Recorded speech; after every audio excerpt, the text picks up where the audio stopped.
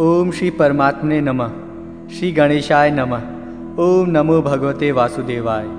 संक्षिप्त गरुड़ पुराण आचार कांड। भगवान विष्णु की महिमा तथा उनके अवतारों का वर्णन।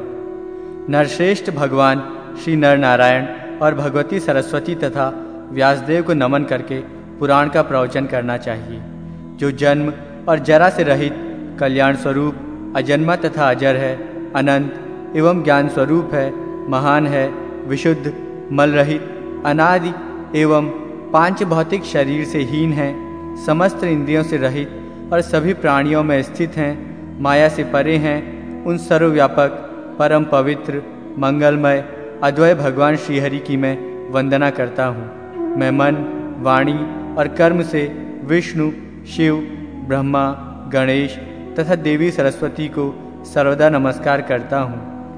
एक बार सर्वशास्त्र पारंगत, पुराण विद्या कुशल, शांतचित्त महात्मा सूत जी तीर्थ यात्रा के प्रसंग में नैमिषारण्य आए और एक पवित्र आसन पर स्थित होकर भगवान विष्णु का ध्यान करने लगे। ऐसे उन क्रांतिदर्शी तपस्वी का दर्शन करके नैमिषारण्यवासी शौनकादि मुनियों ने उनकी पूजा की और स्तुति करते हुए उनसे ये निवेदन किया। ऋषियों ने कहा, हे सूत जी, आप तो सब कुछ जानते हैं, इसलिए हम सब आपसे पूछते हैं कि देवताओं में सर्वश्रेष्ठ देव कौन है, ईश्वर कौन है और कौन पूज्य हैं, ध्यान करने के योग्य कौन है, इस जगत के सृष्टा, पालनकर्ता और संहर्ता कौन है, किनके द्वारा ये सनातन धर्म प्रवर्तित हो रहा है और दुष्टों के विनाशक कौन है, उन देव का कैसा स्वरूप है, किस प्रकार इस संपूर्ण जगत की सृष्टि हुई है, किन व्रतों का पालन करने से वे देव संतुष्ट होते हैं, किस योग के द्वारा उनको प्राप्त किया जा सकता है, उनके कितने अवतार हैं, उनकी वंश परंपरा कैसी है, वर्णाश्रमादि धर्मों के प्रवर्तक एवं रक्षक कौन है। हे महामते श्री सूत जी, इन सब को और अन्य विषयों को हमें बताएं तथा भगवान नारायण की सभी उत्तम कथाओं का वर्णन करें। सूत जी बोले, हे ऋषियों, मैं उस गरुड़ महापुराण का वर्णन करता हूँ जो सारभूत है और भगवान विष्णु की कथाओं से परिपूर्ण है। प्राचीन काल में इस पुराण को श्री गरुड़ जी ने कश्यप ऋषि को सुनाया था और मैंने इसे व्यास जी से सुना था। हे ऋषियों, भगवान नारायण ही सब देवों में श्रेष्ठ देव हैं, वे ही परमात्मा एवं परब्रह्म हैं। उन्हीं से इस जगत की उत्पत्ति, स्थिति और संहार की क्रियाएं होती हैं। वे जरा मरण से रहित हैं। वे भगवान वासुदेव अजन्मा होते हुए भी जगत की रक्षा के लिए सनत कुमार आदि अनेक रूपों में अवतार ग्रहण करते हैं। हे ब्रह्मन, उन भगवान श्री हरि ने सर्वप्रथम कौमार सर्ग में अवतार धारण करके कठोर तथा अखंड ब्रह्मचर्य व्रत का पालन किया। दूसरे अवतार में उन्हीं यज्ञेश्वर हरि ने जगत की स्थिति के लिए हिरण्याक्ष के द्वारा रसातल में ले जाई गई पृथ्वी का उद्धार करते हुए वराह शरीर को धारण किया। तीसरे ऋषि सर्ग में देवर्षि नारद के रूप में अवतरित होकर उन्होंने सात्वत तंत्र नारद पांचरात्र का विस्तार किया, जिससे निष्काम कर्म का प्रवर्तन हुआ। चौथे नर नारायण अवतार में भगवान श्री हरि ने धर्म की रक्षा के लिए कठोर तपस्या की और वे देवताओं तथा असुरों द्वारा पूजित हुए।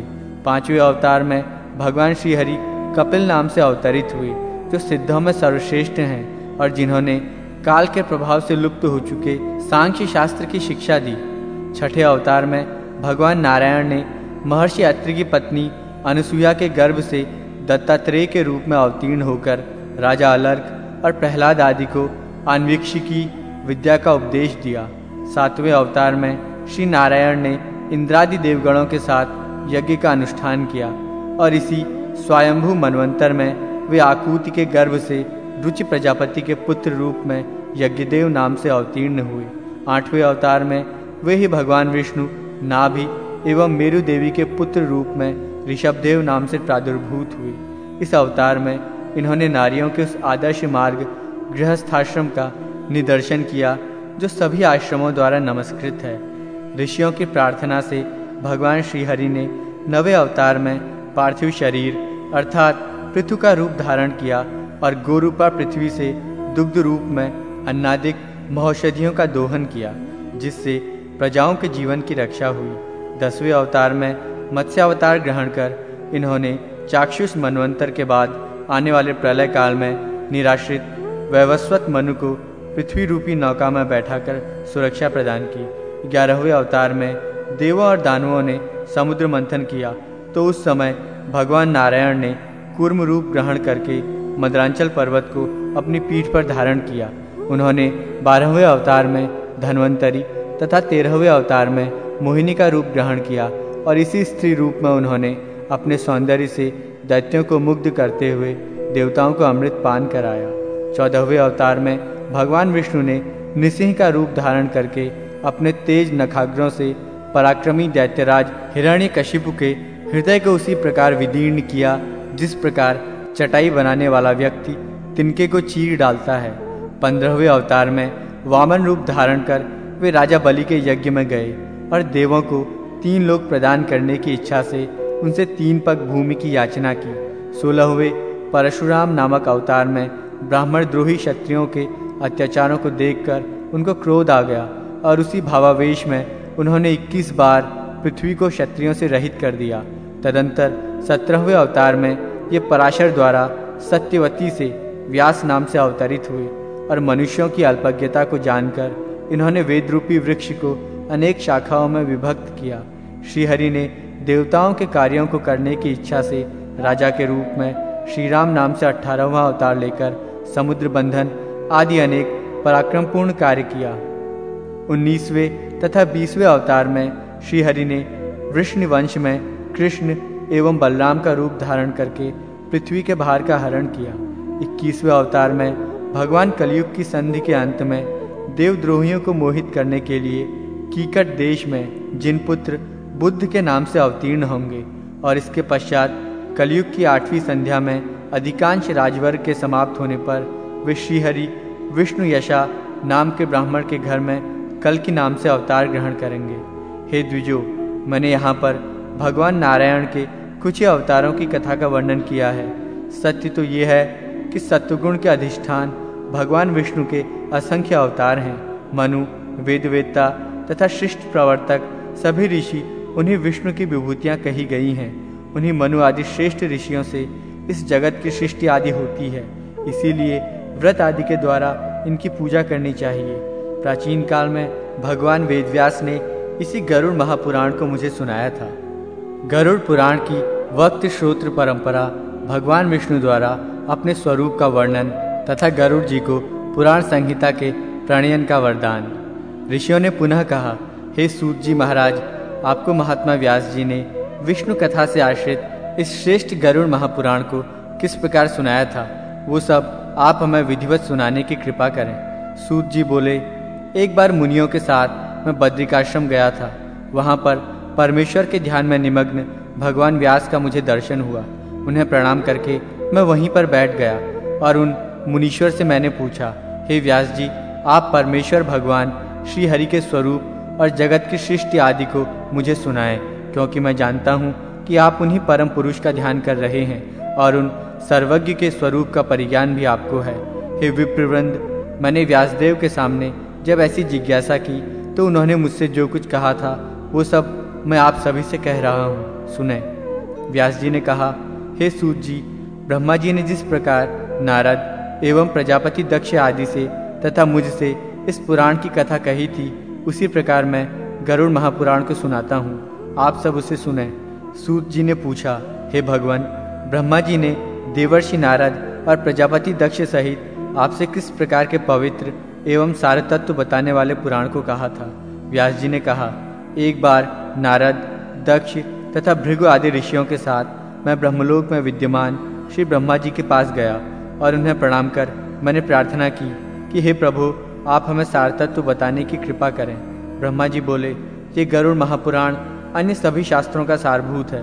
प्राचीन काल में भगवान विष्णु ने अन्य देवताओं सहित रुद्रदेव, शिव और मुझसे जिस प्रकार इसे कहा था, उसी प्रकार मैं भी इसका वर्णन आपसे कर रहा हूँ। व्यास जी ने कहा, भगवान श्री हरि ने अन्य देवों के साथ रुद्रदेव को जिस प्रकार से सारभूत और महान अर्थ बतलाने वाले इस गरुड़ महापुराण को सुनाया था, हे ब्राह्मण, उसे आप सुनाएं।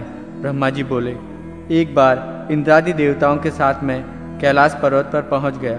वहां मैंने देखा कि रुद्रदेव शंकर परम तत्व के ध्यान में निमग्न हैं। मैंने प्रणाम करके उनसे पूछा, हे सदाशिव, आप किस देव का ध्यान कर रहे हैं? मैं तो आपके अतिरिक्त अन्य किसी देवता को नहीं जानता हूँ।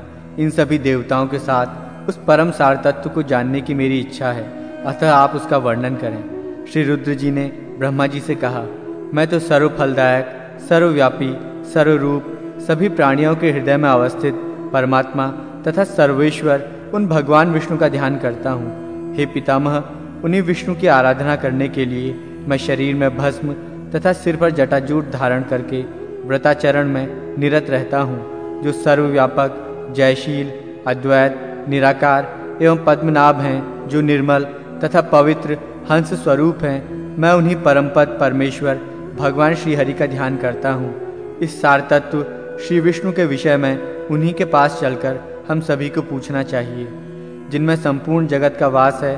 प्रलय काल में जिनमें संपूर्ण जगत प्रविष्ट हो जाता है, सब प्रकार से अपने को उन्हीं की शरण में करके मैं उन्हीं का चिंतन करता हूँ। जिन सर्वभूतेश्वर में सत्वगुण, रजोगुण एवं तमोगुण एक सूत्र में अवगुंफित मणियों के समान विद्यमान रहते हैं, जो 1000 नेत्र, 1000 चरण, 1000 जंघा तथा श्रेष्ठ मुख से युक्त हैं, जो सूक्ष्म से भी सूक्ष्म, स्थूल से भी स्थूल, गुरु से गुरुतम और पूज्यों में पूजितम तथा श्रेष्ठों में भी श्रेष्ठतम हैं, जो सत्यों के परम सत्य और सत्यकर्मा कहे गए हैं, जो पुराणों में पुराण पुरुष और द्विजातियों में ब्राह्मण हैं, जो प्रलय काल में संकर्षण कहलाते हैं।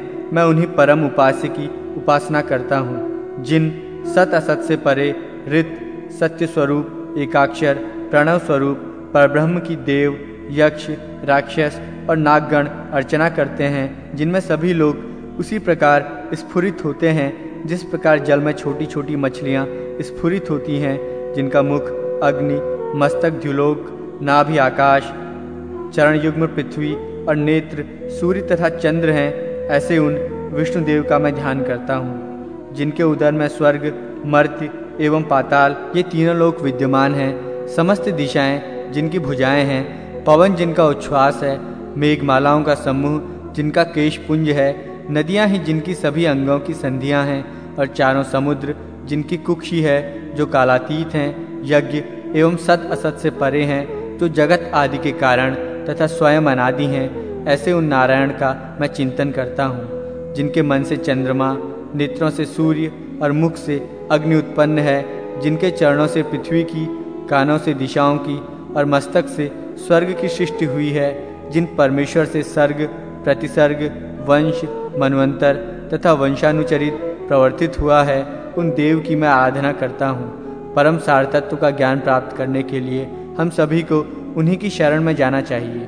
ब्रह्मा जी ने कहा, हे व्यास जी, प्राचीन काल में रुद्र के द्वारा ऐसा कहे जाने पर श्वेत द्वीप में निवास करने वाले भगवान विष्णु को प्रणाम करके उनकी स्तुति कर उस परम तत्व के सार को सुनने की इच्छा से देवगणों के साथ मैं भी वहीं पर स्थित हो गया। तदनंतर हमारे मध्य अवस्थित रुद्र ने उन परम सार तत्व स्वरूप विष्णु को प्रणाम करके ये जिज्ञासा करते हुए कहा, हे देवेश्वर, हे हरे, आप हम सबको ये बताएं कि कौन देवाधिदेव हैं और कौन ईश्वर हैं, कौन ध्येय तथा कौन पूज्य हैं, किन व्रतों से वे परम तत्व संतुष्ट होते हैं, किन धर्मों के द्वारा, किन नियमों से अथवा किस धार्मिक पूजा से और किस आचरण से वे प्रसन्न होते हैं, उन ईश्वर का वो स्वरूप कैसा है, किन देव के द्वारा इस जगत की सृष्टि हुई है और कौन इस जगत का पालन करते हैं, वे किन किन अवतारों को धारण करते हैं, प्रलय काल में ये विश्व किन देव में लीन होता है, सर्ग, प्रतिसर्ग, वंश तथा मनवंतर किन देव से प्रवर्तित होते हैं, और ये सब दृश्यमान जगत किन देव में प्रतिष्ठित है। हे हरे, इन सभी विषयों के साथ अन्य जो भी सार तत्व हैं उन्हें बताएं, और इसके साथ ही परमेश्वर के महात्म्य तथा ध्यान योग के विषय में भी बताने की कृपा करें। तदनंतर भगवान विष्णु ने रुद्र को उस परमेश्वर के महात्म्य एवं उसकी प्राप्ति के साधनभूत ध्यान और योगादिक नियमों तथा अष्टादश विद्याओं का ज्ञान इस प्रकार से दिया। श्री हरि ने कहा, हे रुद्र, मैं बताता हूँ, ब्रह्मा और अन्य देवों के साथ आप उसका श्रवण करें। मैं ही सभी देवों का देव हूँ, मैं ही सभी लोकों का स्वामी हूँ, देवों का मैं ही ध्येय, पूज्य और स्तुतियों से स्तुति करने योग्य हूँ। हे रुद्र, मैं ही मनुष्यों से पूजित होकर उन्हें परम गति प्रदान करता हूँ तथा व्रत, नियम और सदाचरण से संतुष्ट होकर हे शिव, मैं ही इस संसार की स्थिति का मूल कारण हूँ। मैं ही जगत की रचना करने वाला हूँ। हे शंकर, मैं ही दुष्टों का निग्रह और धर्म की रक्षा करता हूँ। मैं ही मत्स्य आदि के रूप में अवतीर्ण होकर अखिल भूमंडल का पालन करता हूँ। मैं ही मंत्र हूँ, मैं ही मंत्र का अर्थ हूँ और मैं ही पूजा तथा ध्यान के द्वारा प्राप्त होने वाला परम तत्व हूँ। मैंने ही स्वर्ग आदि की सृष्टि की है और मैं ही स्वर्गादि भी हूँ। मैं ही योगी, आदि योग और पुराण हूँ। ज्ञाता, श्रोता तथा मननकर्ता मैं ही हूँ। वक्ता और संभाषण का विषय भी मैं ही हूँ। इस जगत के समस्त पदार्थ मेरे ही स्वरूप हैं और मैं ही सब कुछ हूँ। मैं ही भोग और मोक्ष का प्रदायक परम देव हूँ। हे रुद्र, ध्यान पूजा के उपचार और सर्वतोभद्र मंडल आदि सभी कुछ मैं ही हूँ। हे शिव, मैं ही संपूर्ण वेद हूँ। मैं ही इतिहास स्वरूप हूँ। मैं ही सर्वज्ञानमय हूँ। मैं ही ब्रह्म और सर्वात्मा हूँ। मैं ही ब्रह्मा हूँ। मैं ही सर्वलोकमय हूँ तथा मैं ही सभी देवों का आत्मस्वरूप हूँ। मैं ही साक्षात सदाचार हूँ। मैं ही धर्म हूँ। मैं ही वैष्णव हूँ। मैं ही वर्णाश्रम हूँ। मैं ही सभी वर्णों और आश्रमों का सनातन धर्म हूँ। हे रुद्र, मैं ही यम नियम और विविध प्रकार का व्रत हूँ।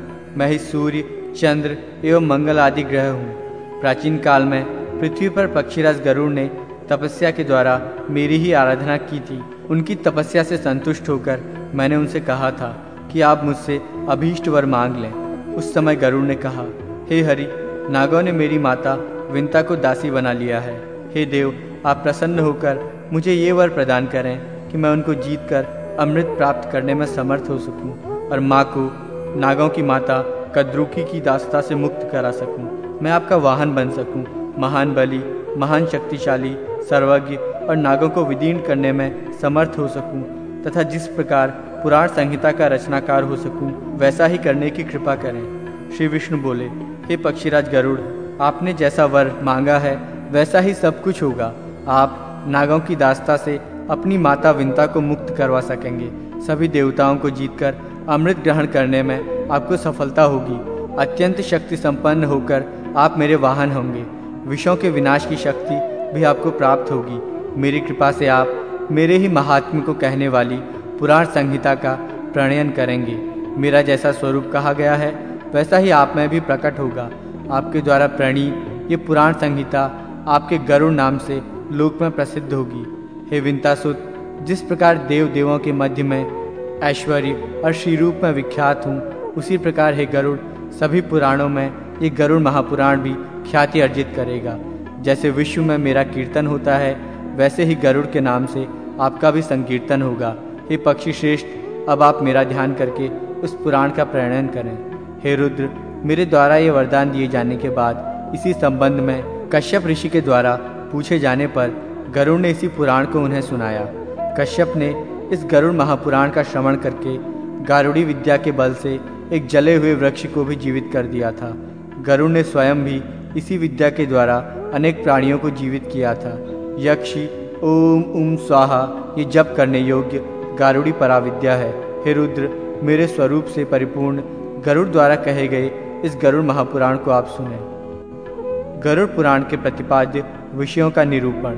सूत जी ने कहा, हे शौनक, जिस गरुड़ महापुराण को ब्रह्मा और शिव ने भगवान विष्णु से, मुनिश्रेष्ठ व्यास ने ब्रह्मा से और मैंने व्यास से सुना था, उसे ही इसी नैमिषारण्य में आप सबको मैं सुना रहा हूँ। इस गरुड़ महापुराण के प्रारंभ में सर्ग वर्णन, तदनंतर देवार्चन, तीर्थ महात्म्य, भुवन वृत्तांत, मनवंतर, वर्ण धर्म, आश्रम धर्म, दान धर्म, राजधर्म, व्यवहार व्रत, वंशानुचरित, निदान पूर्वक, अष्टांग आयुर्वेद, प्रलय, धर्म, काम, अर्थ, उत्तम ज्ञान और भगवान विष्णु की मायामय एवं सहज लीलाओं को विस्तार पूर्वक कहा गया है।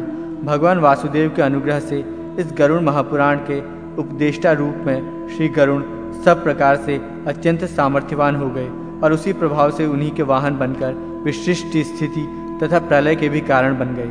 देवों को जीतकर अपनी माता को दास्ता से मुक्त कराने के लिए अमृत प्राप्त करने में भी उन्होंने सफलता प्राप्त की। जिन भगवान विष्णु के उदर में संपूर्ण ब्रह्मांड विद्यमान है, उनकी क्षुधा को भी उन्होंने अपनी भक्ति से शांत किया। जिनके दर्शन या स्मरण मात्र से सर्पों का विनाश हो जाता है, जिस गारुड़ मंत्र के बल से कश्यप ऋषि ने जले हुए वृक्ष को भी जीवित कर दिया था, उन्हीं हरिरूप गरुड़ ने इस गरुड़ महापुराण का वर्णन श्री कश्यप से किया था। हे शौनक, ये श्रीमद् गरुड़ महापुराण अत्यंत पवित्र तथा पाठ करने पर सब कुछ प्रदान करने वाला है। व्यास जी को नमस्कार करके मैं यथावत उसे कह रहा हूँ, आप सब उसको सुने। सृष्टि वर्णन। रुद्र जी बोले, हे जनार्दन, आप सर्ग, प्रतिसर्ग, वंश, मनवंतर एवं वंशानुचरित इन सब का विस्तार पूर्वक वर्णन करें। श्री हरि ने कहा, हे रुद्र, सर्ग आदि के साथ ही पापों का नाश करने वाली सृष्टि स्थिति एवं प्रलय रूप भगवान विष्णु की सनातन क्रीड़ा का अब मैं वर्णन करूंगा, उसको आप सुने। नर नारायण रूप में उपास्य वे वासुदेव प्रकाश स्वरूप परमात्मा परब्रह्म और देवादि देव हैं तथा इस जगत की सृष्टि स्थिति एवं प्रलय के कर्ता हैं। ये सब जो कुछ दृष्ट अदृष्ट है उन भगवान का ही व्यक्त और अव्यक्त स्वरूप है। वही पुरुष एवं काल रूप में विद्यमान है।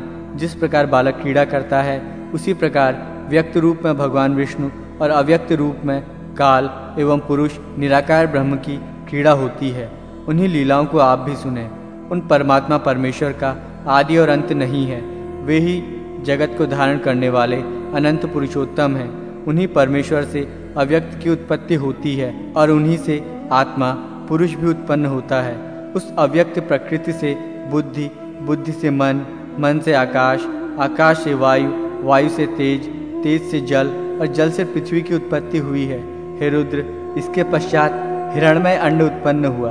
उस अंड में वे प्रभु स्वयं प्रविष्ट होकर जगत की सृष्टि के लिए सर्वप्रथम शरीर धारण करते हैं। तदनंतर चतुर्मुख ब्रह्मा के रूप में शरीर धारण कर रजोगुण के आश्रय से उन्हीं देव ने इस चराचर विश्व की सृष्टि की। देव, असुर एवं मनुष्यों सहित ये संपूर्ण जगत उसी अंड में विद्यमान है। वही परमात्मा स्वयं सृष्टा ब्रह्मा के रूप में जगत की संरचना करते हैं, विष्णु रूप में जगत की रक्षा करते हैं और अंत में संहर्ता शिव के रूप में वे ही देव संहार करते हैं। इस प्रकार एकमात्र वे ही परमेश्वर ब्रह्मा के रूप में सृष्टि, विष्णु के रूप में पालन और कल्पांत के समय रुद्र के रूप में संपूर्ण जगत को विनष्ट करते हैं। सृष्टि के समय वे ही वराह का रूप धारण कर अपने दांतों से जलमग्न पृथ्वी का उद्धार करते हैं। हे शंकर, संक्षेप में ही मैं देवादि की सृष्टि का वर्णन कर रहा हूँ, आप उसको सुने। सबसे पहले उन परमेश्वर से महतत्व की सृष्टि होती है। वह महतत्व उन्हीं ब्रह्म का विकार है। पंच तन्मात्राओं रूप, रस, गंध, स्पर्श और शब्द की उत्पत्ति से युक्त द्वितीय सर्ग है। उसे भूत सर्ग कहा जाता है। इन पंच तन्मात्राओं से पृथ्वी, जल, तेज, वायु तथा आकाश रूप में महाभूतों की सृष्टि होती है। तीसरा वैकारिक सर्ग है। इसमें कर्मेंद्रिय एवं ज्ञानेंद्रियों की सृष्टि आती है, इसलिए इसे ऐन्द्रिक भी कहा गया है। इसकी उत्पत्ति बुद्धिपूर्वक होती है। ये प्राकृत सर्ग है। चौथा सर्ग मुख्य सर्ग है। पर्वत और वृक्षादि स्थावरों को मुख्य माना गया है। पांचवा सर्ग तिर्यक सर्ग कहलाता है। इसमें तिर्यक श्रोता, पशु पक्षी आदि आते हैं। इसके पश्चात ऊर्ध्व श्रोतों की सृष्टि होती है। इस छठे सर्ग को देव सर्ग भी कहा गया है। तदनंतर सातवां सर्ग अर्वाक श्रोतों का होता है, यही मानुष सर्ग है। आठवां अनुग्रह नामक सर्ग है, वो सात्विक और तामसिक गुणों से संयुक्त है। इन 8 सर्गों में 5 वैकृत सर्ग और 3 प्राकृत सर्ग कहे गए हैं। कौमार नामक सर्ग 9वां सर्ग है। इसमें प्राकृत और वैकृत दोनों सृष्टियां विद्यमान रहती हैं। हे रुद्र, देवों से लेकर स्थावर पर्यंत 4 प्रकार की सृष्टि कही गई है। सृष्टि करते समय ब्रह्मा से सबसे पहले मानस पुत्र उत्पन्न हुए। तदनंतर देव, असुर, पितृ और मनुष्य इस सर्ग चतुष्ट का प्रादुर्भाव हुआ। इसके बाद जल सृष्टि की इच्छा से उन्होंने अपने मन को सृष्टि कार्य में संलग्न किया। सृष्टि कार्य में प्रवृत्त होने पर प्रजापति ब्रह्मा से तमोगुण का प्रादुर्भाव हुआ। अतः सृष्टि की अभिलाषा रखने वाले ब्रह्मा की जंघा से सर्वप्रथम असुर उत्पन्न हुए। हे शंकर, तदनंतर ब्रह्मा ने उस तमोगुण से युक्त शरीर का परित्याग किया, तो उस शरीर से निकली हुई तमोगुण की मात्रा ने स्वयं रात्रि का रूप धारण कर लिया। उस रात्रि रूप सृष्टि को देखकर यक्ष और राक्षस बहुत ही प्रसन्न हुए। हे शिव, उसके बाद सत्वगुण की मात्रा के उत्पन्न होने पर प्रजापति ब्रह्मा के मुख से देवता उत्पन्न हुए। तदनंतर जब उन्होंने सत्वगुण समन्वित अपने उस शरीर का परित्याग किया तो उससे दिन का प्रादुर्भाव हुआ। इसीलिए रात्रि में असुर और दिन में देवता अधिक शक्तिशाली होते हैं। इसके पश्चात ब्रह्मा के उस सात्विक शरीर से पितृगणों की उत्पत्ति हुई। इसके बाद ब्रह्मा के द्वारा उस सात्विक शरीर का परित्याग करने पर संध्या की उत्पत्ति हुई, जो दिन और रात्रि के मध्य अवस्थित रहती है। तदनंतर ब्रह्मा के रजोमय शरीर से मनुष्यों का प्रादुर्भाव हुआ। जब ब्रह्मा ने उसका परित्याग किया तो उससे ज्योत्सना प्रभातकाल उत्पन्न हुआ, जो प्राक संध्या के नाम से जानी जाती है। ज्योत्सना, रात्रि, दिन और संध्या ये चारों उस ब्रह्मा के ही शरीर हैं। तत्पश्चात ब्रह्मा के रजोगुणमय शरीर के आश्रय से क्षुधा और क्रोध का जन्म हुआ। उसके बाद ब्रह्मा से ही भूख प्यास से आतुर एवं रक्त मांस पीने खाने वाले राक्षसों तथा यक्षों की उत्पत्ति हुई। राक्षसों से रक्षण के कारण राक्षस कहा गया और भक्षण के कारण यक्षों को यक्ष नाम की प्रसिद्धि प्राप्त हुई। तदनंतर ब्रह्मा के केशों से सर्प उत्पन्न हुए। ब्रह्मा के केश उनके सिर से नीचे गिरकर पुनः उनके सिर पर आरूढ़ हो गए। यही सर्पण है। इसी सर्पण गति विरोध के कारण उन्हें सर्प कहा गया। इसके बाद ब्रह्मा के क्रोध से भूतों का जन्म हुआ, इसीलिए इन प्राणियों में क्रोध की मात्रा अधिक होती है। तदनंतर ब्रह्मा से गंधर्वों की उत्पत्ति हुई। गायन करते हुए इन सभी का जन्म हुआ था, इसलिए इन्हें गंधर्व और अप्सरा की ख्याति प्राप्त हुई। इसके बाद प्रजापति ब्रह्मा के वक्ष स्थल से स्वर्ग और द्युलोक उत्पन्न हुआ। उनके मुख से आज उदर भाग से तथा पार्श्व भाग से गौ, पैर भाग से हाथी सहित अश्व, महिष, ऊंट और भेड़ की उत्पत्ति हुई। उनके रोमों से फल फूल एवं औषधियों का प्रादुर्भाव हुआ। गौ, अज, पुरुष ये मेध्य पवित्र हैं। घोड़े, खच्चर और गधे ग्राम्य पशु कहे जाते हैं। अब मुझसे वन्य पशुओं को सुनो। इन वन्य जंतुओं में पहले श्वापद, हिंसक व्याघ्रादि पशु, दूसरे 2 खुरों वाले, तीसरे हाथी, चौथे बंदर, 5वें पक्षी, छठे कच्छपादि जलचर और 7वें सरिसृप जीव उत्पन्न हुए हैं। उन ब्रह्मा के पूर्वादि 4 मुखों से ऋग, यजुष, साम तथा अथर्व इन 4 वेदों का प्रादुर्भाव हुआ। उन्हीं के मुख से ब्राह्मण, भुजाओं से क्षत्रिय, पूर्व भाग से वैश्य तथा पैरों से शूद्र उत्पन्न हुए। इसके बाद उन्होंने ब्राह्मणों के लिए ब्रह्मलोक, क्षत्रियों के लिए इंद्रलोक, वैश्यों के लिए वायुलोक और शूद्रों के लिए गंधर्व लोक का निर्धारण किया। उन्होंने ही ब्रह्मचारियों के लिए ब्रह्मलोक, स्वधर्म निरत गृहस्थाश्रम का पालन करने वाले लोगों के लिए प्राजापत्य लोक, वानप्रस्थाश्रमियों के लिए सप्तर्षि लोक और सन्यासी तथा इच्छानुकूल सदैव विचरण करने वाले परम तपोनिधियों के लिए अक्षय लोक का निर्धारण किया। मानस सृष्टि वर्णन। दक्ष प्रजापति द्वारा मिथुन धर्म से सृष्टि का विस्तार। श्री हरि ने पुनः कहा, हे रुद्र, प्रजापति ब्रह्मा ने परलोक में रहने वाली मानस प्रजाओं की सृष्टि के अनंतर सृष्टि विस्तार करने वाले मानस पुत्रों की सृष्टि की। उनसे धर्म, रुद्र, मनु, सनक, सनातन, भृग, सनत कुमार, रुचि, श्रद्धा, मरीचि, अत्रि, अंगिरा, पुलत्स्य, पुलह, क्रतु, वशिष्ठ और नारद का प्रादुर्भाव हुआ। साथ ही बर्हिषद, अग्निश्वाद, क्रव्याद, आज्यप, सुकालिन, उपहूत एवं दीप्य नामक 7 पितृगण उत्पन्न हुए।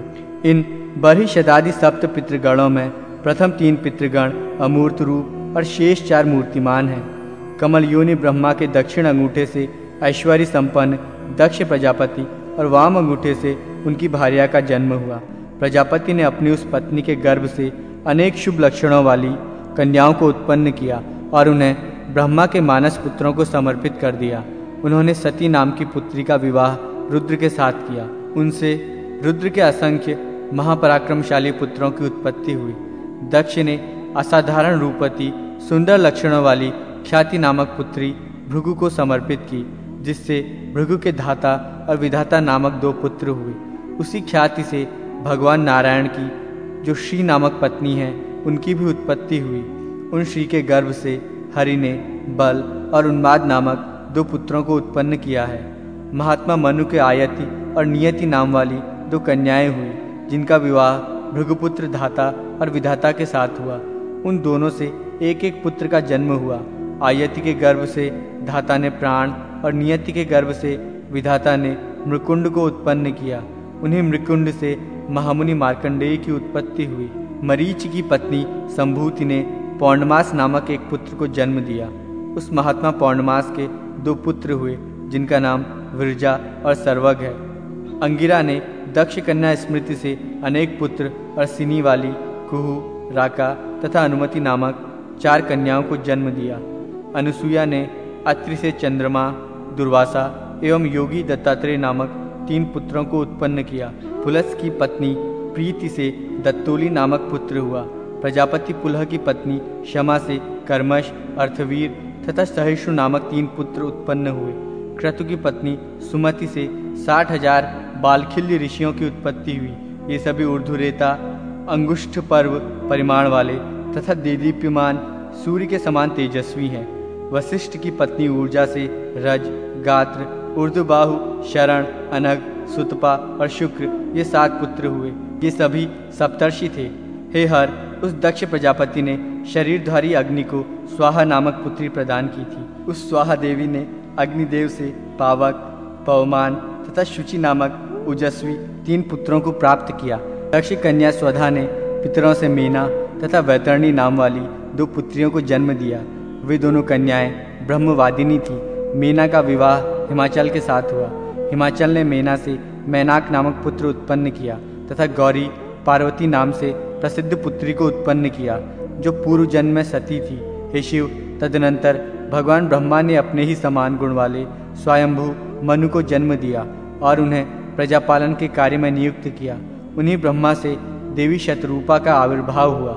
सर्ववैभव संपन्न महाराज स्वयंभू मनु ने तपस्या के प्रभाव से परम शुद्ध तपस्विनी उस शतरूपा नामक कन्या को पत्नी रूप में ग्रहण किया, जिससे प्रियव्रत और उत्तानपाद नामक 2 पुत्र तथा प्रसूति, आकुति और देवहूति नाम की 3 पुत्रियों का जन्म हुआ। उनमें से मनु ने आकुति नामक कन्या का विवाह प्रजापति रुचि के साथ किया। प्रसूति तथा देवहूति क्रमशः दक्ष एवं कर्दम मुनि को प्रदान की गई। रुचि से यज्ञ और दक्षिणा का जन्म हुआ।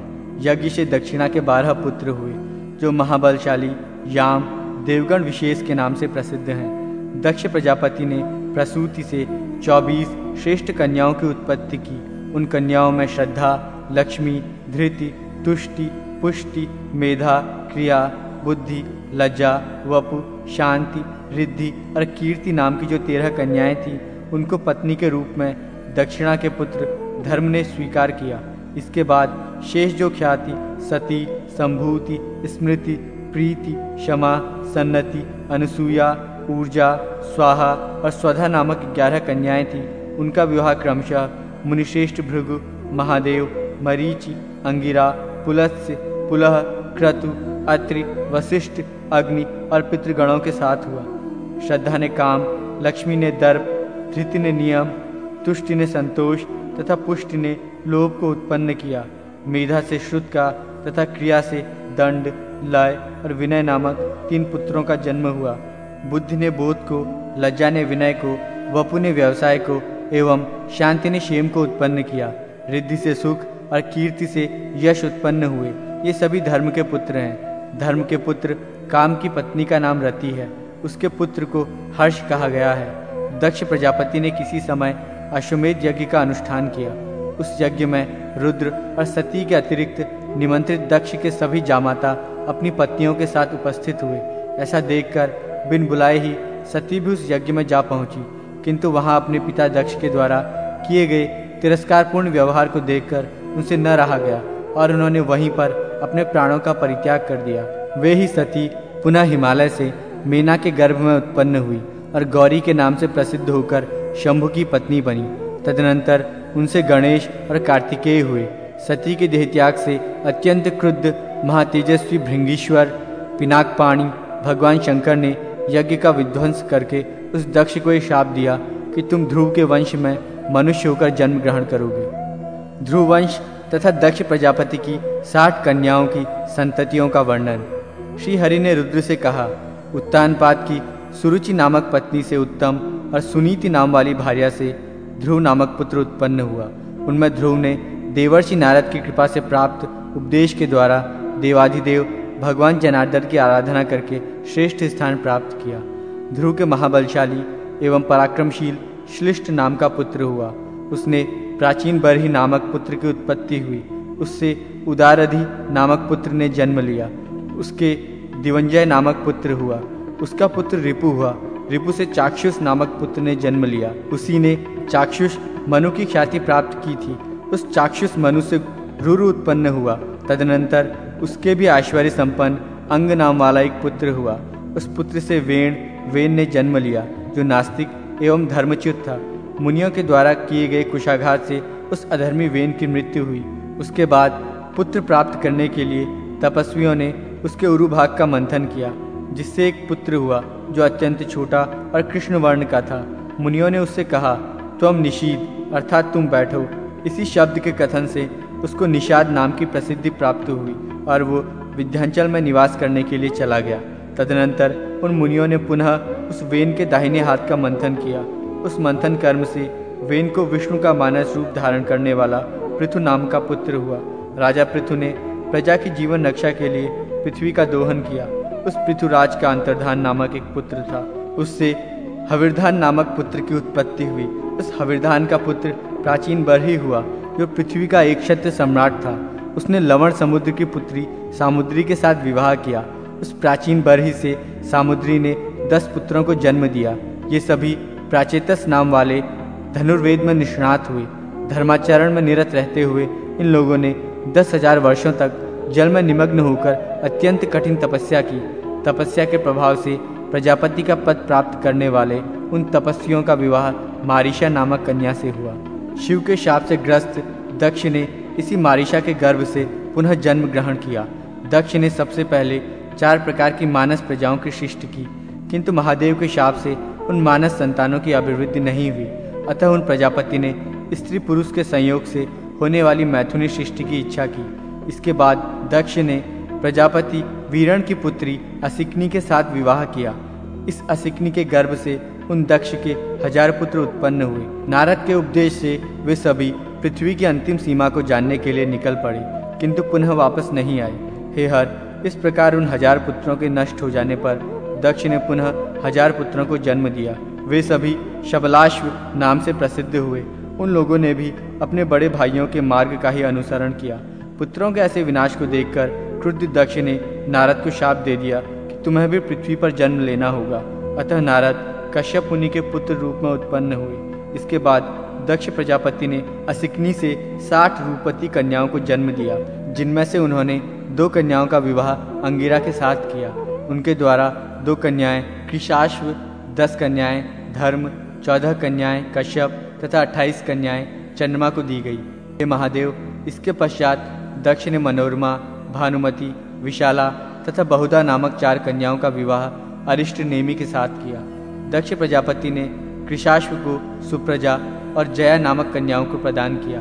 अरुंधति, वसु, यामी, लंबा, भानुमति, मरुत्वती, संकल्पा, मुहूर्ता, साध्या तथा विश्वा ये धर्म की 10 पत्नियां कही गई हैं। अब मैं कश्यप की पत्नियों के नाम भी कहता हूँ। उनके नाम हैं अदिति, दिति, दनु, काला, अनायु, सिंहिका, मुनि, कद्रु, साध्या, ईरा, क्रोधा, विंता, सुरभि और खगा।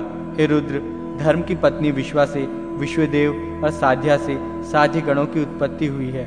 मरुत्वती से मरुत्वान तथा वसु से 8 वसुगणों का आविर्भाव हुआ। हे शंकर, भानु से 12 भानु और मुहूर्ता से मुहूर्त गणों की उत्पत्ति हुई। लंबा से घोष तथा यामी से नागवीथि का जन्म हुआ और संकल्पा से सर्वात्मक संकल्प का प्रादुर्भाव हुआ। आप, ध्रुव, सोम, धर, अनिल, अनल, प्रत्यूष तथा प्रभास ये 8 वसु माने गए हैं। आपके वेतुंडी, श्रम, शांत और ध्वनि नामक 4 पुत्र हुए। ध्रुव के पुत्र रूप में भगवान काल का जन्म हुआ, जो लोक के संहारक हैं। सोम से पुत्र रूप में भगवान वर्चा हुए, जिनकी कृपा से ही मनुष्य वर्चस्वी होता है। मनोहरा से धर के द्रोहिण, हुत, हव्यवह, शिशिर, प्राण और रमण नाम वाले पुत्र उत्पन्न हुए। अनिल की पत्नी का नाम शिवा है। अनिल और शिवा से पुलोमज तथा अभिज्ञात गति नामक 2 पुत्र उत्पन्न हुए। अनल अग्नि के पुत्र कुमार हैं, जिनकी उत्पत्ति शरकानन पर हुई थी। कृत्तिकाओं के पालित पुत्र होने से इन्हें कार्तिकेय भी कहा जाता है। इनके शाख, विशाख और नैगमेय नामक 3 अन्य छोटे भाई भी हैं। महर्षि देवल को प्रत्यूष नामक वसु का पुत्र माना गया है। प्रभास वसु से विख्यात देवशिल्पी विश्वकर्मा का जन्म हुआ। विश्वकर्मा के महाबलवान अजयपाद, अहिर्बुद्धनि, त्वष्टा तथा पराक्रमी रुद्र ये 4 पुत्र हुए। त्वष्टा के विश्वरूप नामक एक महातपस्वी पुत्र हुआ। हर, बहुरूप, त्र्यंबक, अपराजित, वृषाकपि, शंभु कपर्दी, रैवत, मृगव्याध, शर्व और कपाली, ये 11 रुद्र कहे गए हैं। ये तीनों लोकों के स्वामी हैं। कश्यप की पत्नी अदिति से 12 सूर्यों की उत्पत्ति हुई है। उन्हें विष्णु, शक्र, अर्यमा, धाता, त्वष्टा, पूषा, विवस्वान, सविता, मित्र, वरुण, अंशुमान तथा भग कहा गया है। यही 12 आदित्य कहे जाते हैं। रोहिणी आदि जो प्रसिद्ध 27 नक्षत्र हैं, वे सब सोम चंद्रमा की पत्नियां हैं। दिति के गर्भ से हिरण्यकशिपु और हिरण्याक्ष नामक 2 पुत्र उत्पन्न हुए तथा सिंहिका नाम की एक कन्या भी हुई, जिसका विवाह विप्रचिति के साथ हुआ। हिरण्यकशिपु के महापराक्रमशाली 4 पुत्र हुए। उनके नाम अनुलाद, ह्लाद, प्रहलाद तथा संह्लाद हैं। उनमें प्रहलाद विष्णुपरायण भक्त के रूप में प्रसिद्ध हुए। संह्लाद के आयुष्मान, शिवी और वाष्कल नाम के 3 पुत्र हुए। प्रहलाद के पुत्र विरोचन हुए। विरोचन से बलि की उत्पत्ति हुई। हे वृषभध्वज, बलि के 100 पुत्र हुए, जिनमें बाण सबसे ज्येष्ठ हैं। हिरण्याक्ष के सभी पुत्र महाबलवान थे। उनके नाम उत्कुर, शकुनी, भूत संतापन, महानाभ, महाबाहु तथा कालनाभ हैं। दनु के द्विमूर्धा, शंकर, अयोमुख, शंखशिरा, कपिल, शंबर, एक चक्र, महाबाहु, तारक, महाबल, स्वरभानु, वृषपर्वा, पुलोमा, महासुर और पराक्रमी विप्रचिति नामक पुत्र विख्यात हुए। स्वरभानु की कन्या सुप्रभा तथा वृषपर्वा की पुत्री शर्मिष्ठा थी। इसके अतिरिक्त उसे उपदानवी और हाइशिरा नाम की 2 अन्य श्रेष्ठ कन्याएं हुई। वैश्वानर की 2 पुत्रियां थीं। उनका नाम पुलोमा तथा कालका था। उन दोनों परम सौभाग्यशालिनी कन्याओं का विवाह मरीचि के पुत्र कश्यप के साथ हुआ। उन दोनों से 60,000 श्रेष्ठ दानव उत्पन्न हुए। कश्यप के इन पुत्रों को पौलोम और कालकंज कहा गया है। विप्रचिति के पुत्रों का जन्म सिंहिका से हुआ। उनके नाम व्यंश, शल्य, बलवान, नभ, महाबल, वातापि, नमुचि, इलवल, खश्रमान, अंजक, नरक तथा कालनाभ हैं। प्रहलाद के कुल में निवात कवच नामक दैत्यों की उत्पत्ति हुई। ताम्रा से सत्वगुण संपन्न 6 कन्याओं का जन्म हुआ। उनके नाम शुकी, शेनी, भासी, सुग्रीवी, शुचि और गृध्रिका हैं। शुकी से शुक, उलूक एवं उलूकों के प्रतिपक्षी काकादि उत्पन्न हुए। शेनी से शेन, बाज, भासी से भास, गृध्रिका से गृध, गीध, शुचि से जलचर पक्षीगण तथा सुग्रीवी से अश्व, ऊंट और गधों का जन्म हुआ। इसको ताम्रावंश कहा गया है। विंता के गर्भ से गरुड़ और अरुण नामक 2 विख्यात पुत्र हुए। सुरसा के गर्भ से अपरिमित तेज संपन्न सहस्त्रों सर्पों की उत्पत्ति हुई। कद्रु से भी अत्यधिक तेजस्वी सहस्त्रों सर्प हुए।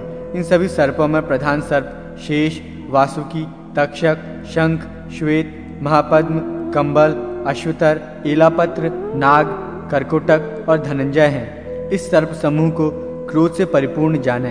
इन सभी के बड़े बड़े दांत हैं। क्रोधा ने महाबली पिशाचों को उत्पन्न किया। सुरभि से गायों और भैंसों का जन्म हुआ। ईरा से समस्त वृक्ष, लता, वल्लरी और तृणों की उत्पत्ति हुई। खगा से यक्ष, राक्षस, मुनि से नृत्य गान करने वाली अप्सराएं तथा अरिष्टा से परम सत्व संपन्न गंधर्व उत्पन्न हुए। दिति से मरुत नामक 49 देवों का जन्म हुआ। उन मरुत गणों में एक ज्योति, द्विज्योति, त्रिज्योति, चतुर्ज्योति, एक शुक्र, द्विशुक्र तथा महाबली त्रिशुक्र, इन 7 का एक गण है। ईद्रक, सद्रक, अन्याद्रक, प्रतिसद्रक, मित, समित, सुमित नाम वाले मरुतों का परम शक्ति संपन्न दूसरा गण है। ऋतजित, सत्यजित, सुषीर्ण, सेनजित, अतिमित्र, अमित्र तथा दूरमित्र नामक मरुतों का तीसरा अजेय गण है। ऋत, ऋतधर्मा, विहर्ता, वरुण, ध्रुव, विधारण और दुर्मेधा नाम वाले मरुतों का चौथा गण है। ईदृश, सदृक्ष, एतादृक्ष, मिताशन, एतेन, प्रसदृक्ष और सुरत नामक महातपस्वी मरुतों का 5वां गण है। हेतुमान, प्रसव, सुरभ, नादिरुग्र, ध्वनिर्भास, विक्षिप तथा सह नाम वाला मरुतों का 6ठा गण है। द्युति, वसु, अनाधृश्य, लाभ, काम, जयी, विराट तथा उद्वेषण नामक 7वां वायुगण स्कंद है। ये सभी 49 मरुदगण भगवान विष्णु के ही रूप हैं। राजा, दानव, देव, सूर्यादि ग्रह तथा मनु आदि इन्हीं श्रीहरि का पूजन करते हैं। देव पूजा विधान: विष्णु पूजोपयोगी व्रजनाभ मंडल, विष्णु दीक्षा तथा लक्ष्मी पूजा। श्रीहरि ने कहा, हे रुद्र, धर्म, अर्थ, काम और मोक्ष प्रदान करने वाली सूर्यादि देवों की पूजा का मैं वर्णन करता हूँ। हे वृषभध्वज, ग्रह देवताओं के आसन की पूजा कर निम्न मंत्रों ओम नमः सूर्यमूर्तये। ओम ह्रां ह्रीं सः सूर्याय नमः। ओम सोमाय नमः। ओम मंगलाय नमः। ओम बुधाय नमः। ओम बृहस्पतिये नमः। ओम शुक्राय नमः। ओम शनैश्चराय नमः। ओम राहवे नमः। ओम केतवे नमः। ओम तेजश्चंडाय नमः। से आसन, आवाहन, पाद्य, अर्घ्य, आचमन, स्नान, वस्त्र, यज्ञोपवीत, गंध, पुष्प, धूप, दीप, नमस्कार, प्रदक्षिणा और विसर्जन आदि उपचारों को प्रदान करके सूर्यादि ग्रहों की पूजा करनी चाहिए।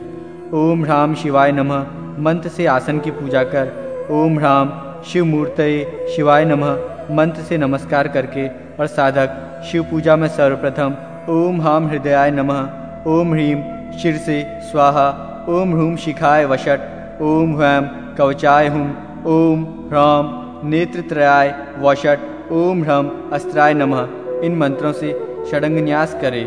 तत्पश्चात ओम ह्रां सद्योजाताय नमः, ओम ह्रीं वामदेवाय नमः, ओम ह्रूं अघोराय नमः, ओम ह्रैं तत्पुरुषाय नमः, ओम ह्रां ईशानाय नमः इन मंत्रों से शिव के पांचों मुखों को नमस्कार करना चाहिए। इस प्रकार विष्णु पूजा में ओम वासुदेवासनाय नमः मंत्र से भगवान विष्णु के आसन की पूजा करें। ओम वासुदेव मूर्ते नमः, ओम नमो भगवते वासुदेवाय नमः, ओम नमो भगवते संकर्षणाय नमः, ओम नमो भगवते प्रद्युम्नाय नमः, ओम नमो भगवते अनिरुद्धाय नमः इन मंत्रों के द्वारा साधक हरि के चतुर्व्यूह को नमन करे। उसके बाद ओम नारायणाय नमः, ओम तत्सत ब्रह्मणे नमः, ओम ह्रम विष्णवे नमः, ओम श्याम नमो भगवते नरसिंहाय नमः, ओम नमो भगवते वराहाय नमः, ओम कंग टंग पंग शंग वैन्त्याय नमः, ओम जंग खंग रंग सुदर्शनाय नमः, ओम खंग ठंग फंग शंग गदाय नमः, ओम वम लंग मंग शंग पांचजन्याय नमः, ओम घंग ढंग भंग हंग श्रिय नमः, ओम गंग डंग वंग संग पुष्टय नमः, ओम धंग शंग वंग संग वनमालाय नमः, ओम संग दंग लंग श्रीवत्साय नमः, ओम ठंग चंग भंग यंग कौस्तुभाय नमः, ओम गुरुभ्यो नमः, ओम इंद्रादिभ्यो नमः, ओम विश्वक्सेनाय नमः इन मंत्रों से भगवान श्रीहरि के अवतारों, आयुधों एवं वाहन आदि को नमस्कार करते हुए उन्हें आसनादि उपचार प्रदान करना चाहिए। हे वृषध्वज, भगवान विष्णु की शक्ति देवी सरस्वती की मंगलकारिणी पूजा में ओम ह्रीं सरस्वत्यै नमः इस मंत्र से देवी सरस्वती को नमस्कार कर निम्न मंत्रों से षडंगन्यास करना चाहिए। ओम ह्रां हृदयाय नमः, ओम ह्रीं शीर्षे नमः, ओम ह्रूं शिखाय नमः, ओम ह्रैं कवचाय नमः, ओम ह्रौं नेत्रत्रयाय नमः, ओम ह्रम अस्त्राय नमः। इसी प्रकार श्रद्धा, रिद्धि, कला, मेधा, तुष्टि, पुष्टि, प्रभा तथा मति ये जो सरस्वती देवी की 8 शक्तियाँ हैं इनका पूजन निम्न नाम मंत्रों से करें।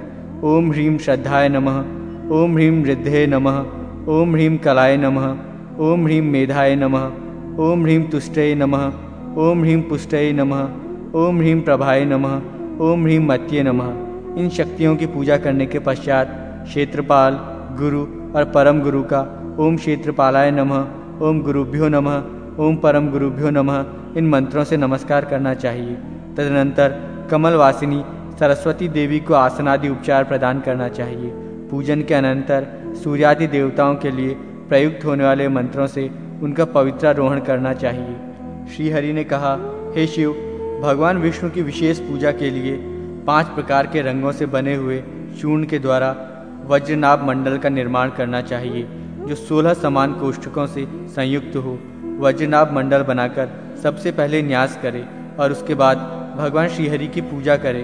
हृदय के मध्य में भगवान विष्णु, कंठ में संकर्षण, सिर पर प्रद्युम्न, शिखा भाग में अनिरुद्ध, संपूर्ण शरीर में ब्रह्मा तथा दोनों हाथों में श्रीधर का न्यास करे।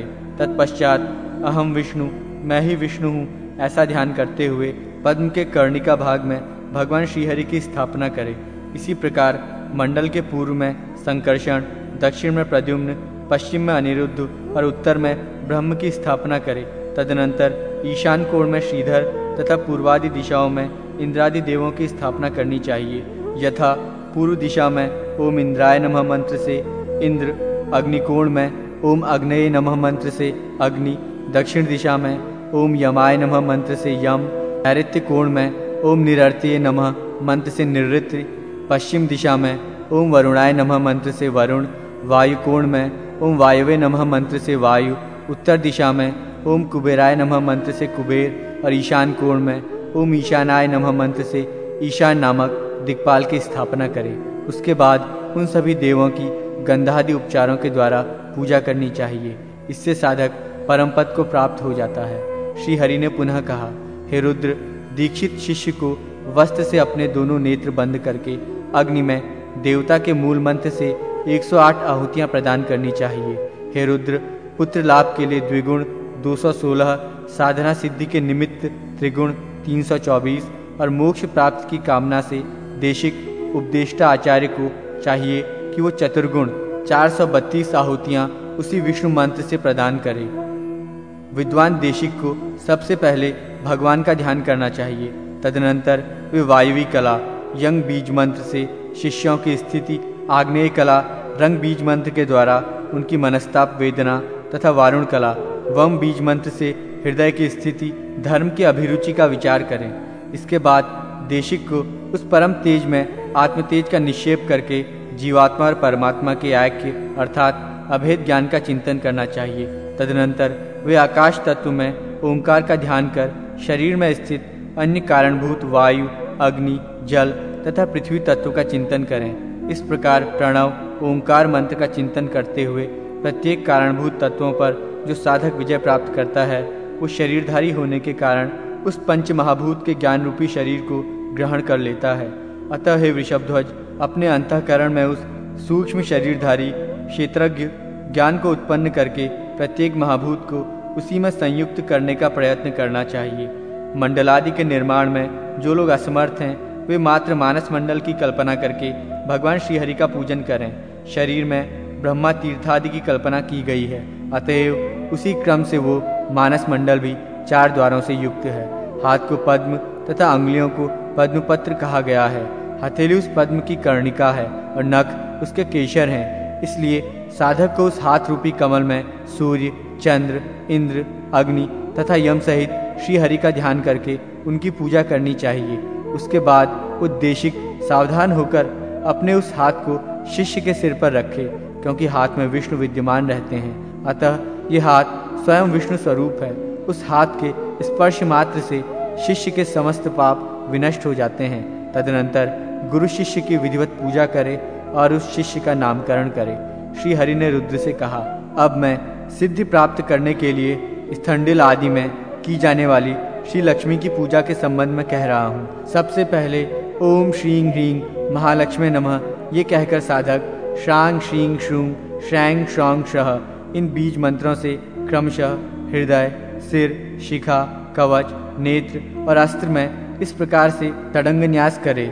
ओम श्राम हृदयाय नमः, ओम श्रीं शीर्षे स्वाहा, ओम श्रूं शिखाय वषट, ओम श्रैम कवचाय हुम, ओम श्राम नेत्रत्राय वषट, ओम श्रह अस्त्राय फट। साधनारत भक्त को अंगन्यास करके आसन सहित श्री महालक्ष्मी की पूजा करनी चाहिए।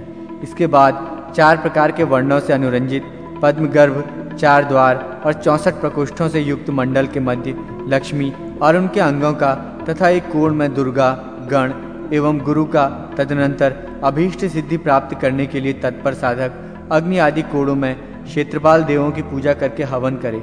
तत्पश्चात वो ओम घंग टंग डंग हंग श्री महालक्ष्मी नमः इस महामंत्र से पूर्व उल्लिखित परिवार के सहित श्री महालक्ष्मी देवी का पूजन करे। तदनंतर उस साधक को ओम सौंग सरस्वत्यै नमः, ओम ह्रीं सौंग सरस्वत्यै नमः, ओम ह्रीं वद वद वाग्वादिनी स्वाहा, ओम ह्रीं सरस्वत्यै नमः इन मंत्रों को कहकर सरस्वती जी को नमस्कार करना चाहिए। नवव्यूहार्चन विधि पूजानुक्रम निरूपण। श्री हरि ने रुद्र से कहा, गरुड़ ने कश्यप ऋषि को जो नवव्यूह की पूजा का वर्णन सुनाया था, उसको अब मैं कह रहा हूँ, आप सुने। साधक सबसे पहले योग क्रिया के द्वारा जीवात्मा को मस्तक, नाभि और हृदय रूपी आकाश नामक तत्व में प्रविष्ट करे। तदनंतर वो रंग इस अग्निबीज मंत्र से 5 भौतिक शरीर का शोधन करे। उसके बाद वो यंग इस वायु बीज मंत्र से उस संपूर्ण शरीर के लय की भावना करे। तत्पश्चात वो लंग इस बीज मंत्र से चराचर जगत के साथ उस विलीन हुए शरीर के संप्लावित होने की भावना करे। उसके बाद वो वंग इस बीज मंत्र से पुनः स्वयं में अमरत्व की भावना करे। तदनंतर अमृत के बुदबुदों के बीच मैं ही पीताम्बरधारी चतुर्भुज भगवान श्रीहरि हूँ ऐसा मानकर आत्म तत्व के ध्यान में निमग्न हो जाए। इसके बाद शरीर तथा हाथ में 3 प्रकार का मंत्र न्यास करना चाहिए। पहले द्वादशाक्षर बीज मंत्र से, तदनंतर कहे गए बीज मंत्र से न्यास और बाद में षडंग न्यास करे। इससे साधक साक्षात नारायण स्वरूप हो जाता है। साधक दक्षिण अंगुष्ठ से प्रारंभ कर मध्यमा अंगुली पर्यंत न्यास करे। उसके बाद वो पुनः मध्य अंगुली पर ही 2 बीज मंत्र से न्यास करके पुनः शरीर के विभिन्न अंगों पर न्यास करे। क्रमशः हृदय, सिर, शिखा, कवच, मुख, नेत्र, उदर और पीठ भाग से अंग न्यास करते हुए दोनों बाहु, दोनों हाथ, दोनों जानु और दोनों पैरों में भी न्यास करना चाहिए। तदनंतर अपने दोनों हाथों को कमलवत आकृति प्रदान करके उसके मध्य भाग में दोनों अंगुष्ठों को सन्निविष्ट करे। तत्पश्चात उसी मुद्राकृति में परम तत्व स्वरूप अनामय सर्वेश्वर भगवान नारायण का चिंतन करे। इसके बाद इन्हीं बीज मंत्रों से क्रमशः तर्जनी आदि अंगुलियों में न्यास करके यथाक्रम सिर, नेत्र, मुख, कंठ, हृदय, नाभि, गुह्य, जानुद्वय तथा पादद्वय में भी न्यास करना चाहिए। बीज मंत्रों से दोनों हाथों में न्यास तथा षडंग न्यास करके संपूर्ण शरीर में न्यास करना चाहिए। वो अंगुष्ठ से कनिष्ठा अंगुली तक 5 बीज मंत्रों से न्यास करे। उसके बाद हाथ के मध्य भाग में नेत्र के बीज मंत्र से न्यास करने का विधान है।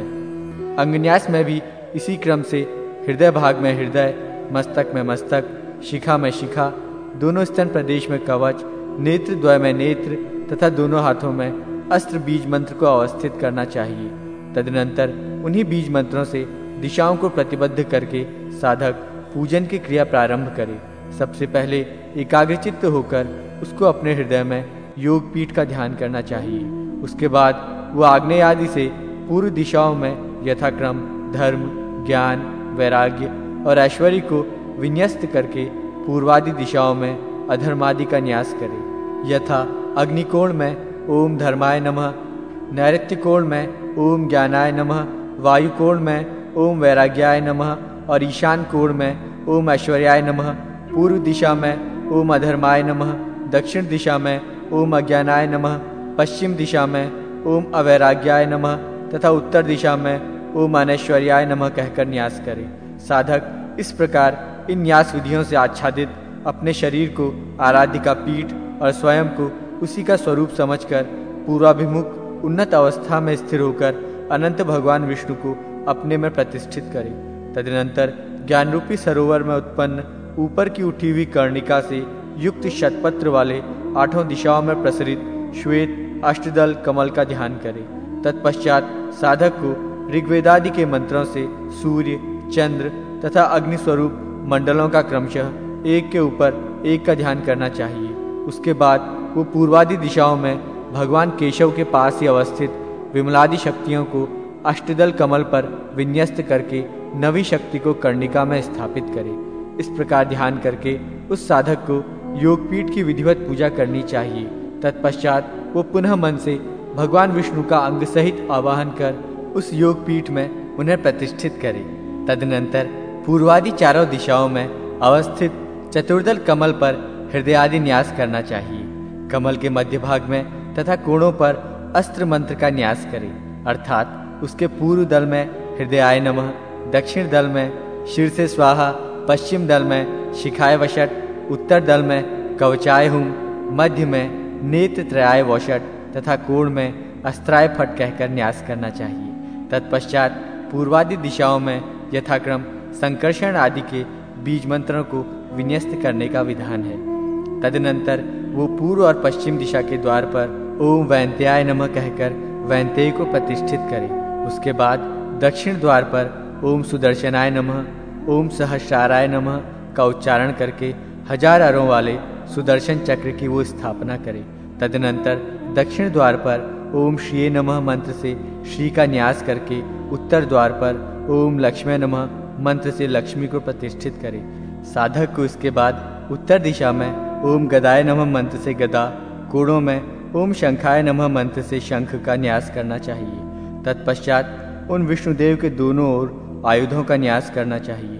विद्वान साधक दक्षिण की ओर शांग, धनुष तथा देव के बाईं ओर ईशु बाणों का न्यास करे। इस प्रकार दोनों भागों में खड्ग और चर्म का न्यास करे। तदनंतर वो साधक मंडल के मध्य दिशाभेद के अनुसार पूर्वादि दिशाओं में इंद्रादि लोकपालों को प्रतिष्ठित करे और उनके आयुधों को भी स्थापित करे। उसके बाद विद्वान साधक को ऊपर की ओर ओम ब्रह्मणे नमः मंत्र से ब्रह्मा तथा नीचे की ओर ओम अनंताय नमः मंत्र से अनंत देव का न्यास करना चाहिए। इस प्रकार साधक सभी देवों का न्यास एवं ध्यान करके उनकी पूजा करे और उनके सामने उनकी ही मुद्रा का प्रदर्शन करे। अंजलिबद्ध होना प्रथम मुद्रा है। इसके प्रदर्शन से शीघ्र ही देव सिद्धि हो जाती है। दूसरी वंदिनी मुद्रा है और तीसरी मुद्रा हृदयासक्ता है। इस मुद्रा में बाएं हाथ की मुट्ठी से दाहिने हाथ के अंगूठे को बांधकर बाएं हाथ के अंगूठे को ऊपर उठाए हुए हृदय भाग से संलग्न रखना चाहिए। व्यूह पूजा में मूर्ति भेद से इन तीनों मुद्राओं को साधारण मुद्रा माना गया है। दोनों हाथों में अंगूठे से कनिष्ठा पर्यंत 3 अंगुलियों को नवाकर क्रमशः उन्हें मुक्त करने से 8 मुद्राएं बनती हैं। दोनों हाथों के अंगूठों से अपने अपने हाथ की मध्यमा, अनामिका तथा कनिष्ठा अंगुलियों को नीचे की ओर झुकाकर जो मुद्रा बनाई जाती है उसको नरसिंह मुद्रा कहते हैं। दाहिने हाथ के ऊपर बाएं हाथ को उत्तान स्थिति में रखकर प्रतिमा के ऊपर धीरे धीरे घुमाने को वाराही मुद्रा कहते हैं। भगवान वाराह को सदा ही ये प्रिय है। दोनों मुट्ठियों को उत्तान रखकर क्रमशः एक एक उंगली सीधे खोलते हुए सभी को खोल दें। तदनंतर उन सभी अंगुलियों की पुनः मुट्ठी बांध लें।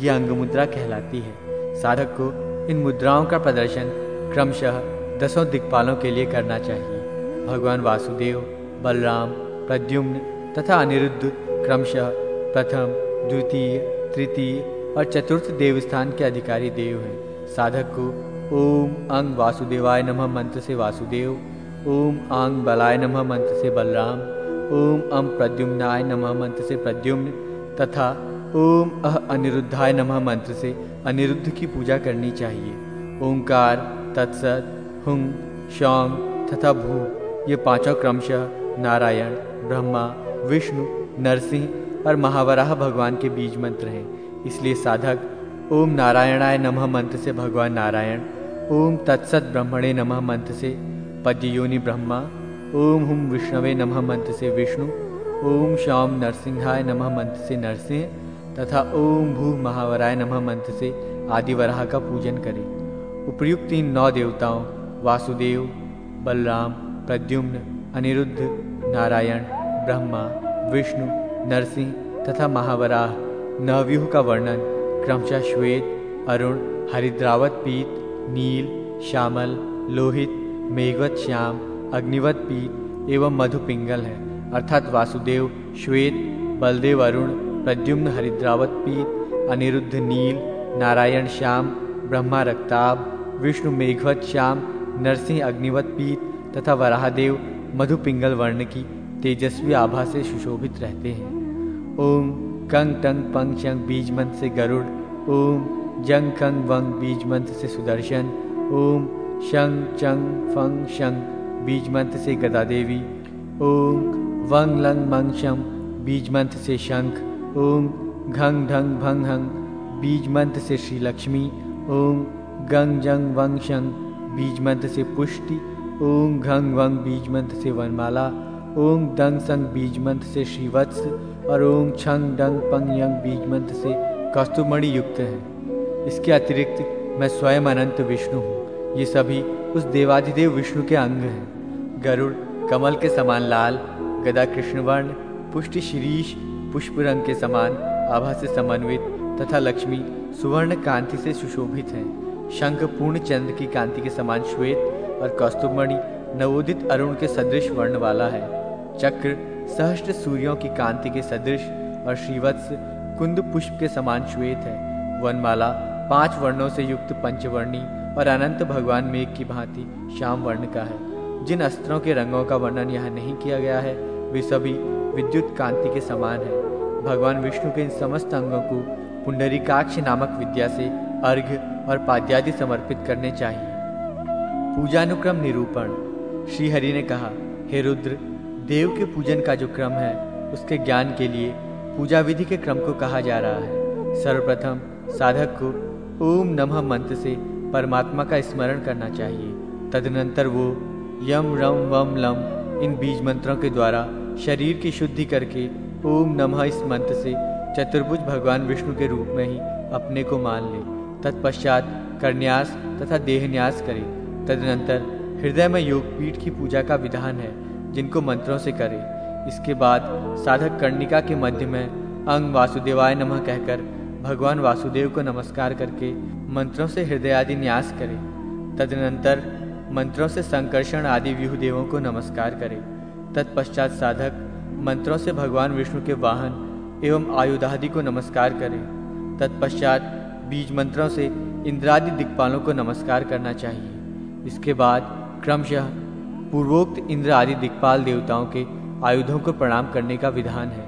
इसके बाद भगवान अनंत तथा ब्रह्मदेव को मंत्र से प्रणाम करे। इसके बाद साधक भगवान वासुदेव को नमस्कार करने के लिए द्वादशाक्षर मंत्र का प्रयोग करे। साथ ही द्वादशाक्षर मंत्र के बीज मंत्रों और दशाक्षर मंत्र के बीज मंत्रों को नमस्कार करे। द्वादशाक्षर मंत्र ओम नमो भगवते वासुदेवाय, दशाक्षर मंत्र ओम नमो नारायणाय नमः तथा अष्टाक्षर मंत्र ओम पुरुषोत्तमाय नमः। इन मंत्रों का यथाशक्ति जप करके मंत्र से भगवान पुंडरीकाक्ष को नमस्कार करें। हे पुंडरीकाक्ष कमल नयन, आपको नमस्कार है। हे विश्व के कारणभूत, आपको मेरा प्रणाम है। हे ब्रह्मण्य देव, आपको नमस्कार है। हे महापुरुष, हे पूर्वज, आपको मेरा प्रणाम है। इस प्रकार भगवान विष्णु की स्तुति करके साधक को हवन करना चाहिए। तदनंतर साधक महापुरुष विद्या नामक मंत्र का विधि पूर्वक 108 बार जप करके अर्घ्य प्रदान करे। और जितंग तेन, ये स्रोत ही महापुरुष विद्या है। इसी स्रोत से उन भगवान नारायण को बारंबार प्रणाम करना चाहिए। तत्पश्चात अग्नि की स्थापना करके साधक उस अग्निदेव की पूजा करने के बाद हवन करे। अपने यथाविहित बीज मंत्र से देवादिदेव भगवान विष्णु तथा अंग मंत्रों के द्वारा अच्युतादि आंगिक देवताओं को आहुति प्रदान करे। सबसे पहले मंत्रविद साधक को कुंड में ओंकार के द्वारा 3 रेखाओं का उल्लेखन करना चाहिए और उसके बाद यज्ञ कुंड का अभ्यक्षण करना चाहिए। तदनंतर यथाविधि ब्राह्मण पूर्वक हवन कुंड में अग्नि स्थापित करके उत्तम फल आदि से सविधि उसकी पूजा करनी चाहिए। पहले सांगोपांग देव ब्रह्म का मन से ध्यान कर मंडल में उन सभी को स्थापित करे। तदनंतर वो साधक वासुदेव मंत्र से 108 बार आहुति दे। तत्पश्चात उस संकर्षण आदि देवों के बीज मंत्र से उन 6 देवों की भी पूजा करके अंग देवताओं को 3-3 और दिक्पालों को 1-1 आहुति प्रदान करें। उसके बाद हवन पूर्ण होने पर साधक को पुनः एकाग्रचित्त स्थित होकर पूर्णाहुति देनी चाहिए। तदनंतर वो साधक वाणी से अतीत उस परमात्मा में अपनी आत्मा को लीन करे और मंत्र से वासुदेव और उन सभी देवों का विसर्जन करे। हे देवादिदेव भगवान वासुदेव, अब आप उस अपने परम स्थान को प्राप्त करें जहाँ पर निर्मल प्रकाश स्वरूप परम ब्रह्म का निवास है। अंगदेव, संकर्षणादि और इंद्रादि दिक्पाल, आप सभी देव अपने अपने स्थान में निवास करने के लिए प्रस्थान करें। सुदर्शन, श्रीहरि, अच्युत, त्रिविक्रम, चतुर्भुज, वासुदेव, प्रद्युम्न, संकर्षण और पुरुष, इनसे युक्त देवों का एक जो समूह है उसे नवव्यूह माना गया है। इसमें 10वें परम तत्व का योग होने से ये दशात्मक कहा जाता है। इसी नवव्यूह में अनिरुद्ध तथा अनंत का सन्निवेश होने से ये एकादश व्यूह द्वादशात्मक कहलाता है। अंकित चक्रों में उस प्रधान देव की पूजा करने पर उस साधक के घर आदि की रक्षा करता है। अतः मंत्रों से चक्रादि की पूजा करनी चाहिए। उपयुक्त मंत्रों से की गई पूजा द्वारका चक्र की पूजा कही जाती है। इस प्रकार संपन्न की गई चक्र की पूजा घर में सब प्रकार से रक्षा करने वाली तथा मंगलदायिनी है। विष्णु पंजर स्तोत्र। श्री हरि ने पुनः कहा, हे रुद्र, अब मैं विष्णु पंजर नामक स्तोत्र कहता हूँ। ये स्तोत्र बड़ा ही कल्याणकारी है, उसे सुने। हे गोविंद, आपको नमस्कार है। आप सुदर्शन चक्र लेकर पूर्व दिशा में मेरी रक्षा करें। हे विष्णु, मैं आपकी शरण में हूँ। हे पद्मनाभ, आपको मेरा नमन है। आप अपनी कौमोद की गदा धारण कर दक्षिण दिशा में मेरी रक्षा करें। हे विष्णु, मैं आपकी शरण में हूँ। हे पुरुषोत्तम, आपको मेरा प्रणाम है। आप सौनंद नामक हल लेकर पश्चिम दिशा में मेरी रक्षा करें। हे विष्णु, मैं आपकी शरण में हूँ। हे पुंडरीकाक्ष, आप शातन नामक मूसल हाथ में लेकर उत्तर दिशा में मेरी रक्षा करें। हे जगन्नाथ, मैं आपकी शरण में हूँ। हे हरे, आपको मेरा नमस्कार है। आप खड्ग, चर्म, ढाल आदि अस्त्र शस्त्र ग्रहण कर ईशान कोण में मेरी रक्षा करें। हे दैत्य विनाशक, मैं आपकी शरण में हूँ। हे यज्ञवराह, महावराह, आप पांचजन्य नामक महाशंख और अनुघोष, अनुबोध नामक पद्म ग्रहण कर अग्निकोण में मेरी रक्षा करें। हे विष्णु, मैं आपकी शरण में हूँ। आप मेरी रक्षा करें। हे दिव्य शरीर भगवान नृसिंह, आप सूर्य के समान दैदीप्यमान और चंद्र के समान चमकृत खड्ग को धारण कर नैऋत्य कोण में मेरी रक्षा करें। हे भगवान हयग्रीव, आपको प्रणाम है। आप वैजयंती माला तथा कंठ में सुशोभित होने वाले श्रीवत्स नामक आभूषण से विभूषित होकर वायुकोण में मेरी रक्षा करें। हे जनार्दन, आप वैंतेय गरुड़ पर आरूढ़ होकर अंतरिक्ष में मेरी रक्षा करें। हे अजित, हे अपराजित, आपको सदैव मेरा प्रणाम है। हे कूर्मराज, आपको नमस्कार है। हे महामीन, आपको नमस्कार है। हे सत्य स्वरूप महाविष्णु, आप अपनी बाहु को पंजर, रक्षक जैसा स्वीकार करके हाथ, सिर, अंगुली आदि समस्त अंग उपांग से युक्त मेरे शरीर की रक्षा करें। हे पुरुषोत्तम, आपको नमस्कार है। हे वृषध्वज, मैंने प्राचीन काल में सर्वप्रथम भगवती ईशानी कात्यायनी की रक्षा के लिए इस विष्णु पंजर नामक स्तोत्र को कहा था। इसी स्तोत्र के प्रभाव से उस कात्यायनी ने स्वयं को अमर समझने वाले महिषासुर, रक्तबीज और देवताओं के लिए कंटक बने हुए अन्यान्य दानवों का विनाश किया था। इस विष्णु पंजर नामक स्तुति का जो मनुष्य भक्तिपूर्वक जप करता है, वो सदा अपने शत्रुओं पर विजय प्राप्त करने में सफल होता है।